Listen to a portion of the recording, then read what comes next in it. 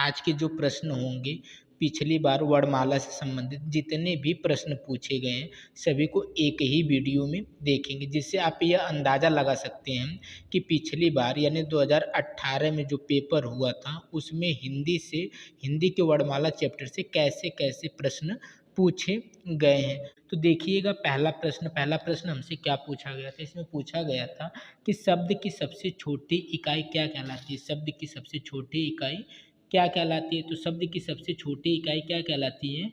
Word कहलाती है। अब देखिएगा वर्ड, एक वर्ड होता है, एक ध्वनि होती है, एक अक्षर होता है ना? तो देखिएगा वर्ड क्या होता है, एक क्या होता है, हमने बताया एक वर्ड होती है और एक क्या होती है?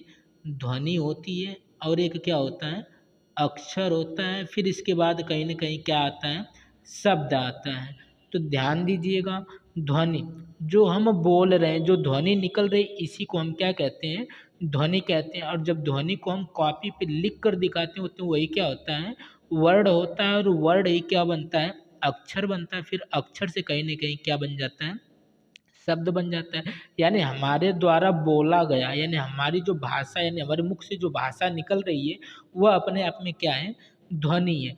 वर्ड देखिएगा, वर्ड वह छोटी से छोटी इकाई होती है जिसका खंड नहीं हो सकता। तो देखिएगा वर्ड यह है, वर्ड क्या है? जिसमें हलंत लगाई है, कहीं न कहीं क्या है? वर्ड है। लेकिन अक्षर क्या होता है? यह पूरा होता है। यह क्या होता है? पूरा होता है। अगर आधा लिखा गया है तो यह क्या है? वर्ड है। अगर क हमने पूरा लिखा है तो यह क्या होता है? अक्षर होता है। अब 2 अक्षर मिलकर क्या बनाते हैं? शब्द बनाते हैं। जैसे हमने क्या लिख दिया? एक लिख दिया, तो एक क्या बन गया? एक शब्द बन गया। तो इसी शब्द का सबसे छोटा, यानी इसी शब्द की क्या पूछा था? सबसे छोटी इकाई पूछा था। तो इस शब्द की सबसे छोटी इकाई क्या हो जाएगी? वर्ड हो जाएगी। तो वर्ड या ध्वनि एक ही चीज़ है। जब वर्ड में हलंत लगा होता है तो वह तो वर्ड होता है, लेकिन वर्ड में जब हलंत हटा के हम उसे पूरा लिखते हैं तो वह क्या होता है? अक्षर हो जाता है। आगे देखिएगा इसमें व्याख्या में क्या-क्या बताया गया है। तो इसका बी वाला ऑप्शन एकदम सही हो गया। शब्द की सबसे छोटी इकाई वर्ड या ध्वनि कहलाती है। हिंदी में कुल 52 वर्ड होते हैं। कितने वर्ड होते हैं? 52 वर्ड होते हैं, जिसमें स्वरों की संख्या 11 होती है और व्यंजनों की संख्या कितनी होती है? 33 होती है। अयोगवाह 2 होते हैं। अंग और होते हैं। 2 द्विगुण व्यंजन होते हैं, ड और ढ, जो बिंदी वाले ड और ढ होते हैं, इन्हें हम क्या कहते हैं? द्विगुण व्यंजन होते हैं। 4 संयुक्त वर्ण होते हैं। 4 क्या होते हैं? संयुक्त वर्ण होते हैं। संयुक्त वर्ण कौन-कौन से होते हैं? छ, त्र, ज्ञान और श्र। 6 जो है कहीं न कहीं किससे मिलकर बना है? क, धन, स से मिलकर बना हुआ। उसी तरह त्र जो कहीं न कहीं किससे मिल बना? आधा त और धन र से मिला। ज्ञान जो है कहीं न कहीं ज और धन इयाँ, आधा ज रहेगा, इनसे मिला। जो श्र कहीं न कहीं किससे मिलकर बना है? स और किससे मिलकर बना है? र से। इसीलिए इनको क्या कहा जाता है? संयुक्त वर्ण कहा जाता है। आगे देखिएगा अगला प्रश्न क्या पूछा गया था? इस प्रश्न में पूछा गया है कि वर्ण के कितने भेद होते हैं? वर्ण के कितने भेद होते हैं? 10, 7, 2 या 8? तो वर्ण के 2 भेद होते हैं। वर्ण के कितने भेद होते हैं? 2 भेद होते हैं। वर्ण यानी वर्णमाला की ही बात कर रहा, तो वर्ण 2 ही प्रकार के होंगे। 2 प्रकार के कैसे होंगे? वर्ण वर्ण या तो क्या हो सकते हैं? स्वर हो सकते हैं, या तो क्या हो सकते हैं? व्यंजन हो सकते हैं। इसके सिवा तो कुछ होंगे नहीं। तो वर्ण 2 ही प्रकार के होते हैं, या तो स्वर होंगे या तो व्यंजन होंगे। तो वही पूछा था वर्णों के कितने भेद हैं? तो वर्ण के कितने भेद हैं? 2 भेद हैं। अब जो स्वर होता है वह कितना होता है? 11 होता है। और व्यंजन कितना होता है? 33 होता है। इसमें देखिएगा व्याख्या में क्या बताया गया? वर्णों के 2 भेद होते हैं, स्वर और व्यंजन। वर्णों के 2 भेद होते हैं, स्वर और व्यंजन। मूल स्वरों की संख्या कितनी है? 11। व्यंजनों की संख्या कितनी है? 33।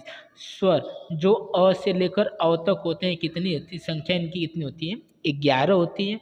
व्यंजन को 3 भागों में बाँटा गया है। व्यंजन को कितने भागों में बाँटा गया है? 3 भागों में बाँटा गया है। कौन-कौन से? स्पर्श व्यंजन, अंतस्थ व्यंजन और क्या एक होता है? ऊष्म व्यंजन। यानी व्यंजन के भी अगर भेद पूछे तो व्यंजन के 3 भेद होते हैं, स्पर्श व्यंजन, अंतस्थ व्यंजन और ऊष्म व्यंजन। जो स्पर्श व्यंजन होते हैं इनकी संख्या कितनी होती है? 25 होती है। क से लेकर म तक ये कितने होते हैं? 25 होते हैं। क वाली जो लाइन होती है क्या कहलाती है, क वर्ग वाली जो लाइन होती है इनको हम क्या कहते हैं, कंठ कहते हैं। और जो च वर्ग की लाइन होती है इसको क्या कहा जाता है, तालव्य कहा जाता है। और जो ट वर्ग की लाइन होती है इसको क्या कहा जाता है, मूर्धा कहा जाता है। जो त वर्ग की लाइन होती है इसको क्या कहा जाता है, दंत कहा जाता है। जो प वर्ग की लाइन है इसको क्या कहा जाता है, ओष्ठ कहा जाता है। और ये जो चार वर्ग मिलकर क्या बनते हैं, पांच वर्ग, और ये पांच वर्ग मिलकर क्या होते हैं, स्पर्श व्यंजन कहलाते हैं। तो स्पर्श व्यंजन को ही वर्गीय व्यंजन भी कहा जाता है और इन्हीं को उदित व्यंजन भी कहा जाता है। तो इनकी संख्या कितनी होती है, 25 होती है, क से लेकर म तक। और जो अंतस्थ व्यंजन होते हैं ये कितने होते हैं, चार होते हैं, य र ल व। इसमें जो य है और जो व है इसको अर्धस्वर कहा जाता है। य और व को क्या कहा जाता है, अर्धस्वर कहा जाता है। इसमें जो र है, र को लुंठित कहा जाता है। र को क्या कहा जाता है, लुंठित कहा जाता है। और जो इसमें ल है, ल को क्या कहा जाता है, पार्श्विक कहा जाता है। उसमें व्यंजन कितने होते हैं, तो उसमें व्यंजन चार होते हैं। चार कौन कौन से, बड़ा सा, मूर्धन्य सा, छोटा सा और ह।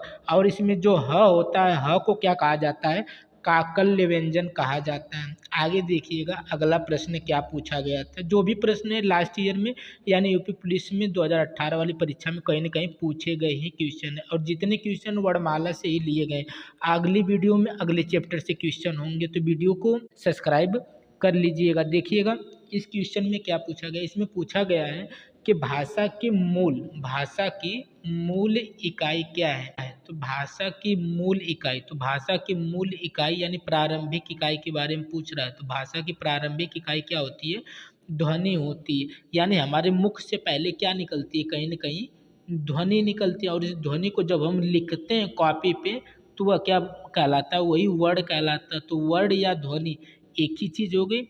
वर्ड जो लिखा जाता है ये कहीं ना कहीं कैसे लिखा जाता है, हलंत के साथ लिखा जाता है और इसमें से अ बाहर निकलता है। तो यह देखा जाए तो क में क्या है, दो वर्ड हैं। क में क्या है, दो वर्ड हैं, लेकिन क क्या है, इसमें एक अक्षर ही है। कितना अक्षर है, एक अक्षर है वर्ड। यानी फिर वर्ड से क्या बनता है, अक्षर बनता है। और अक्षर से क्या बनता है, शब्द बनता है। और शब्द से क्या बनता है, वाक्य बनता है। फिर वाक्य से क्या बन जाती है, भाषा बन जाती है।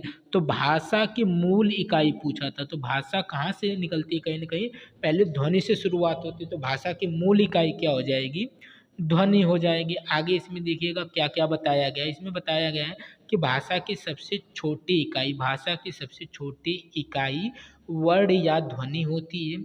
यहाँ पे देखिएगा उदाहरण दिया गया है, राम शब्द में दो अक्षर हैं।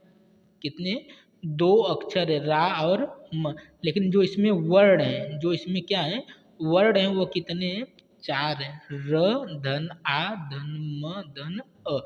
कहीं ना कहीं इसमें क्या है, चार वर्ड है और दो अक्षर हैं। तो वर्ड क्या होता है, हलंत के साथ होता है, मतलब छोटा लिखा जाता है। फिर हम कहीं ना कहीं वर्ड से क्या बनाते हैं, अक्षर बनाते हैं। आगे देखिएगा अगला प्रश्न। अगला प्रश्न क्या पूछा गया था, इसमें पूछा गया था कि कौन से शब्द में र व्यंजन नहीं है। मतलब अब कौन सा ऐसा शब्द लिखा गया है जिसमें र का प्रयोग नहीं हुआ, उसी को बताना है। तो चारों शब्द देखिएगा, मात्र लिखा है, क्रम लिखा है, मूर्धा लिखा है और यहाँ पे क्या लिखा है, मातृभूमि लिखा है। तो किस शब्द में र का प्रयोग नहीं हुआ उसी को बताना है। तो मात्र, इसमें जो त्र है ना, त्र किससे मिलकर बनता है, त और र से मिलकर बनता है। तो इसमें तो र आया है, यानी ये इसका आंसर नहीं हो सकता। क्रम, क्रम में साफ साफ दिख रहा है कि इसमें र आया हुआ है।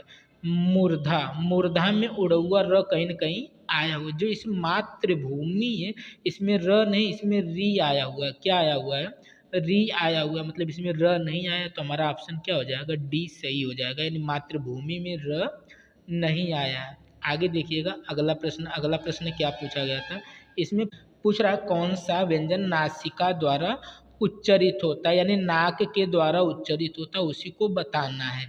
तो देखिएगा जो भी पंचमा अक्षर होते हैं, यानी हर वर्ग का, जैसे क वर्ग लिखेंगे, क लिखेंगे, ख, फिर ग, फिर घ, फिर क्या लिखेंगे, अंग। तो लास्ट में इसी को पंचमा अक्षर कर देते। च वाली लाइन भी लिखेंगे तो लास्ट में क्या मिलेगा, इया मिलेगा। यानी जो पंचमा अक्षर के होते हैं, जो पंचमा अक्षर के होते हैं, ये नासिका द्वारा उच्चरित होते। तो पंचमा अक्षर में क्या कहीं ना कहीं ए अड़ा मिल जाएगा, ठ ठ ड ढ अड़ा। यानी अड़ा क्या हो जाएगा यहाँ पे, नासिका द्वारा उच्चरित होगा। तो इसका यानी ए वाला ऑप्शन एकदम सही हो जाएगा। वर्णमाला में 5 वर्ण हैं जिनका उच्चारण मुख और नासिका से होता है। अंगा है, इया है, अड़ा है, न है और म है, और क्या होता है, एक अनुस्वार होता है। आगे देखिएगा अगला प्रश्न। अगले प्रश्न में क्या पूछा गया था, इसमें पूछा गया था निम्न में से कौन सी तालव्य ध्वनि, निम्न में से कौन सी तालव्य ध्वनि है। तो ट क्या है, एक मूर्धा है, ट क्या है, मूर्धा है। प क्या है, ओष्ठ है। क हमारा क्या हो गया, कंठ हो गया। तो बचा क्या, स क्या होता है, तालव्य होता है। तालव्य क्या क्या होता है, च वर्ग पूरा होता है। च वर्ग को हम क्या कहते हैं, तालव्य कहते हैं। प्लस य और श, य और बड़ा स भी क्या कहलाता है, तालव्य कहलाता है। और छोटी ई और बड़ी ई भी क्या कहलाते हैं, तालव्य ही कहलाते हैं।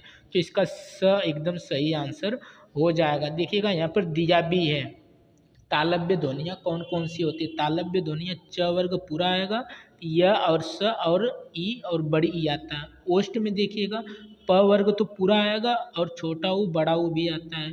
मूर्धन्य जो मूर्धा ध्वनि होती है इसमें ट वर्ग तो पूरा आता है, री आता है, र आता है और मूर्धन्य श आता है। कंठ ध्वनिया में क्या आता है, क वर्ग पूरा आएगा, अ और आ और ह आता है। दंत ध्वनिया में क्या होता है, त वर्ग पूरा आता है, स आता है और क्या आता है, ल आता है।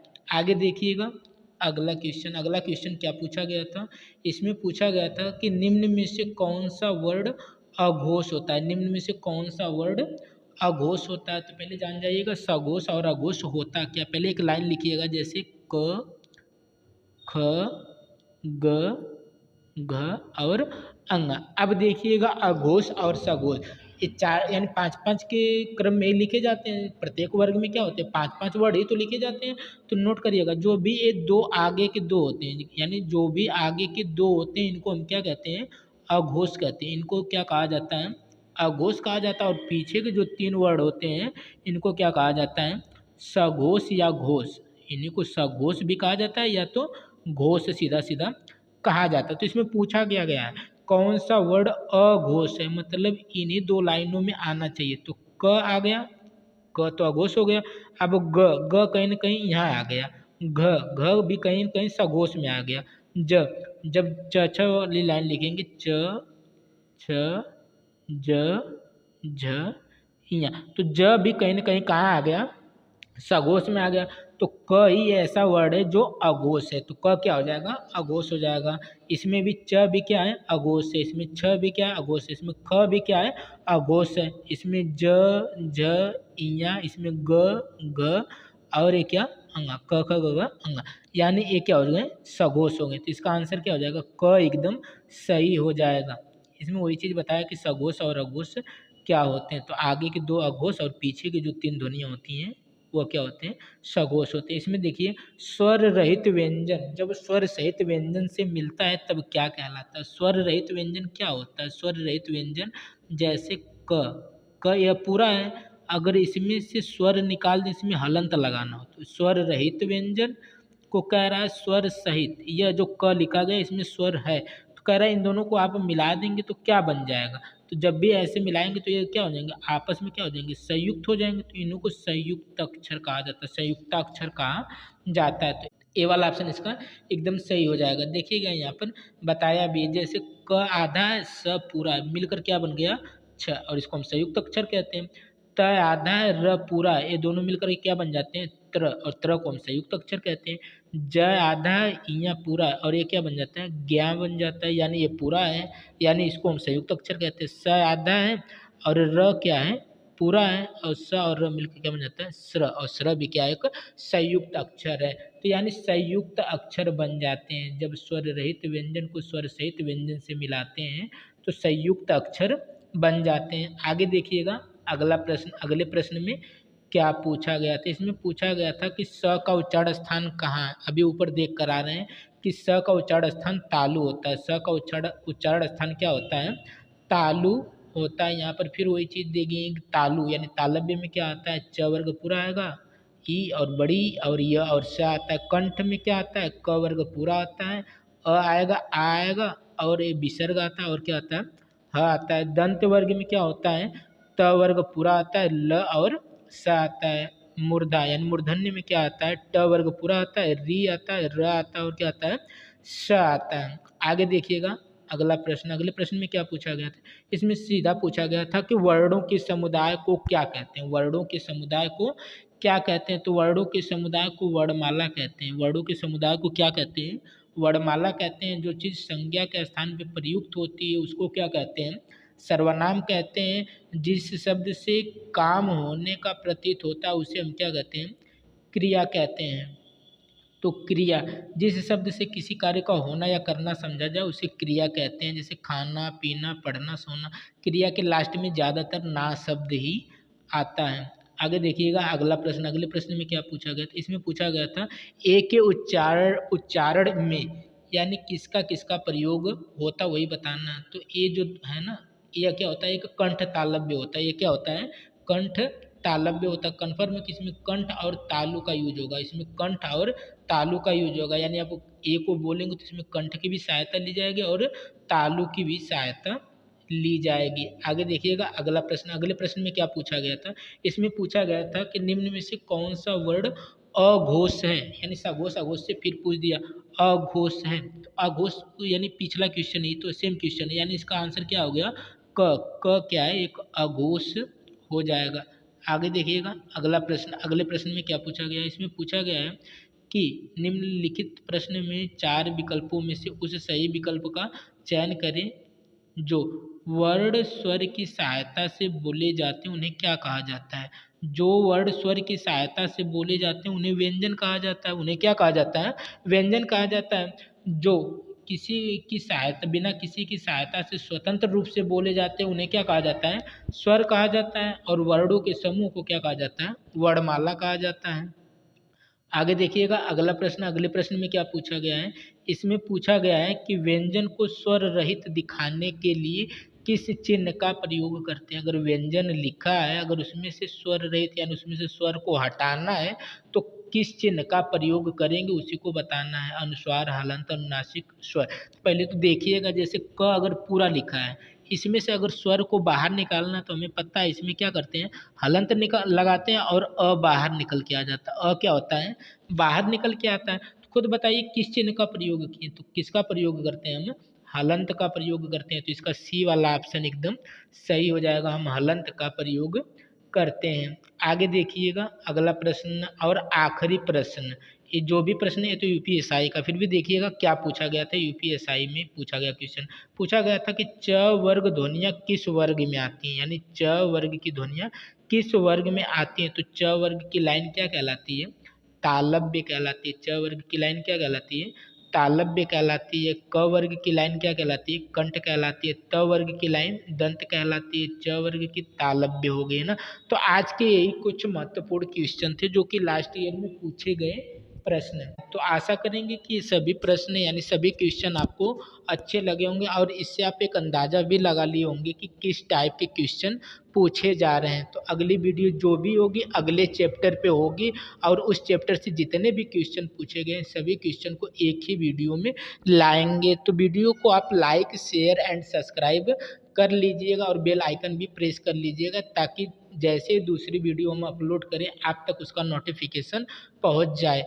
तो वीडियो को पूरा देखने के लिए बहुत बहुत धन्यवाद। मिलते हैं अगले वीडियो में।